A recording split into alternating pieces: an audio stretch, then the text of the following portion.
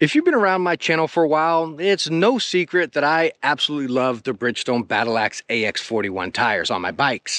But today we're going to talk about how they perform on my new 2023 300L Rally. Now, as you may know as well, I've had multiple 300Ls. I believe 4 other ones besides this one. And the stock tires that come on it, they're doable. They get the job done for sure, but they're not the best. I'm always anxious to change them out. But the main thing that's probably catching your attention when you're reading about the AX41s online and reading about some reviews is the longevity. They do not last long. They are a slightly softer tire and they wear down a little bit quicker. You might be 3,000 to 6,000 miles, and I'm talking 6,000 if you're lucky, but that also plays pretty nice whenever you're on the road doing twisties, as I've used these tires on the tail of the Dragon before, and again, they perform phenomenal on the road. You can really lean the bike and get going with them, and then when you go off-road, they perform just as good. But yeah, that longevity, especially on the rear tire, is a real stinker. We're not just gonna sit here and talk about them. I'm gonna go gear up. Let's go for a ride. We're gonna test these things out on the road and off-road and in some deep sand as well.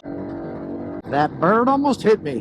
So we're going to do my usual route, and you all know with this first bit here, this is kind of like the mud puddles where you kind of got to bob and weave and ride on the side of them. So we'll be able to look at some of that traction there, and then we'll circle around, do a little bit of highway, and then get on the other bit, which is a little bit more of that sandy. How is it going to perform in sand? So anyways, let's get on through this here, and we'll see how some of that side grip performs. Just going right through those and then coming out into that sand, you feel the whole bike just kind of kick to the outside there, but the tires still grip on really nicely. That's what I really like about this tire. It's so, as we just came out of those twisties there, so versatile. You know, it grips on the twisties, and then whatever you're doing out here, is it the most aggressive tire? No, it definitely isn't. Oh, you know what? I guess we're going right through this one. I forgot to mention, and if you've watched my previous videos of the Rally, you know already, but I also have this bike dropped, or lowered, so that plays into some of the handling characteristics, which we'll talk about in my mod videos, but that does play a big role into the handling characteristics. But again, at the end of the day, tires are tires. Whew. This stuff is slick. Getting in there, but again, I can't say it enough, in just basic stuff like this, or say if you're on a fire road, right, loose gravel and stuff, the tires just do fantastic. They dip in, you will feel that little bit of slide, but you're able to catch it, and the tires react with you and come right along with you. Now we're going to get up here and do just a quick little stint of highway, loop around, and then get up onto our little sandy off-road type of bit. So let's get on this highway and we'll talk about the high-speed performance. It's just planted. It's pretty gusty, as you probably hear in the microphone, or me hollering in the microphone here. And I don't feel this bike dancing around a ridiculous amount. Now, of course, it is the Rally version compared to the regular 300L, which you don't have the fairings kind of keeping you planted and such like that. Now, I will tell you, they are a little bit noisy. They're not like obnoxiously noisy by any means, but I actually even noticed them being noisier than the stock tires, which is weird, but I think that might be that tread spacing is a little bit bigger than the stock tires, so that might play into some of that noise right there. But as you can probably hear with the exhaust back there, I mean, heck, that's all you're hearing anyways, or, you know, the music within your helmet. All right, so here we go on our second bit. This one's a little bit slower, so I'm gonna try to keep my visor up here a little bit. Hopefully it's not too windy sounding. But anyways, I'm gonna give you a look of the rear tire, tree stump of this one, and you can see the performance of that, because it's gonna get pretty sandy up here. And again, I know GoPro doesn't do justice or whatever, you know, but this one's just a little more, I don't know if I want to say technical, but whew, okay. Soft sand came a little earlier than I thought. This is where it's going to hit us right here. Super soft sand. Feel it sinking in. Oh, but we're taking it. Now, it did just rain, so it's a little more compact. Okay, let's go check it out. I want to check our track. I did feel the bike dancing a little bit back there. So what I like doing after I go through this is just checking my line to see how, you know, we stayed on track. Now, this is super soft sand. I mean, you can see the deer tracks here. I mean, they just sink in, and you can see it goes down. But again, we just had some rain, so it's compact a little more than it usually is. Usually it's like super soft. You can see right here, we started digging in pretty good right there. But man, we got a really nice straight line. But I'm going to give some of that credit to, again, it being a little more compact because of the rain.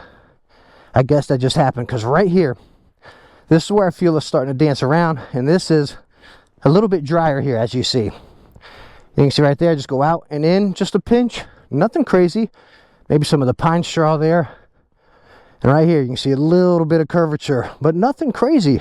I mean, I was really in control of the bike very well. And the other nice thing about the entire run through the sand here is I was able to maintain a nice speed. I never felt myself peeling out, you know, losing that traction left or right, side to side, or front to back. It was really, again, consistent throughout the entire ride. Now, as far as material caking up on the tires here, you can see some built up in it right now. That's just because I stopped right here. Again, it's just since there's such a big gap in between each tread right here, it really flings it out pretty nicely. If you look at the front tire, you can really see that right there. So you never have this consistent buildup. Again, what you're seeing here right now is because we just stopped. But anyways, let's get back on. We're going to ride a little bit more. This is pretty fun out here. We'll see how it performs. It's getting a little bit slick and stuff. So let's do a little bit more testing. I have noticed with it being a little bit, again, this compact sand, some of those spots where you get into that top layer of slick mud, I do feel them slide a little bit more than I would prefer right there. Again, I'm on a lighter bike than I've used these tires on before, talking about the Africa Twin or the Triumph. Those bikes are a lot heavier. So it's a combination right there. But yes, I do feel this one dancing around a little bit more in those kind of situations, even more than the stock tires. And then for something like this, which is your basic fire road, again, a little more compact due to the weather, but perfectly fine. So this next little stretch that's going to come up here is going to really put that slick mud into play, I believe, with the conditions we've been going through so far. We'll see, because that might be the only downfall, again, on a lighter bike like the 300L Rally here. Let's go and spin this around. Yeah, so it's a little, well, not as slick. Yeah, there it is. That's that stuff I was talking about, that glossy stuff. Oh, shnikes, there we go. Yeah. Okay. Yep, even coming out of it there, the whole bike is dancing. Whew. Little Charlie horse right there. Hide and hold it up. Let me shake that off.